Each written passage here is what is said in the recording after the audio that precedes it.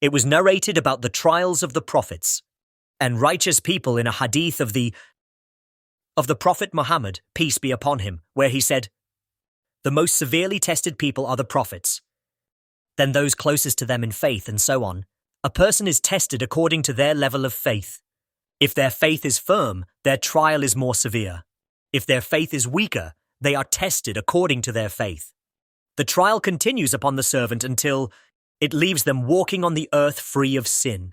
Narrated by Tirmidhi, Ibn Majah and others. Authenticated by Al-Albani. Explanation of the hadith. The most severely tested people are the prophets. The Prophet, peace be upon him, explains that the prophets endure the greatest trials because they have the strongest faith and patience, serving as role models for humanity, then those closest to them in faith, and so on. This indicates that trials are proportionate to one's level of faith. The closer a person is to Allah and the stronger their faith, the greater their trials. A person is tested according to their level of faith. Trials are a test from Allah, tailored to an individual's strength of faith and ability to endure. The trial continues upon the servant until it leaves them walking on the earth free of sin. Trials expiate sins and purify the soul until the person is left sinless. The wisdom behind trials. 1. Elevating ranks and status with Allah.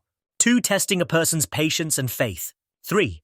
Expiating sins and purifying from transgressions. This is all true, valid, and beneficial. However, the primary and greatest wisdom behind the trials of prophets, such as being exiled, facing poverty, or imprisonment, is to ensure that hypocrites and opportunists do not accompany them on their righteous path. Imagine if the prophets were kings or wealthy rulers. In such a case, they would be followed by every hypocrite and opportunist, fabricating lies and falsifications to serve their own interests and the demands of those who pay them more. Even today, we can see those who stand firmly on the side of the oppressed being fired, humiliated, threatened their reputation tarnished by the big media machine. In this way, Allah ensured that those who closely followed and accompanied his prophets were people whose sole goal was to uphold the truth, even if it meant sacrificing their lives, status, and/or worldly gains. Since the followers of the prophets serve as the historians of their messages, Allah ensured that the history of the prophets would be conveyed through trustworthy individuals who feared no blame, bribes, or slander when speaking the truth.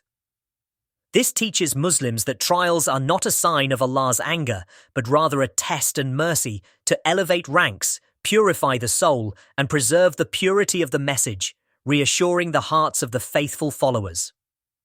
A message to viewers. Dear viewers, I encourage you to share, comment, and follow so that the benefit spreads and we can participate in the reward.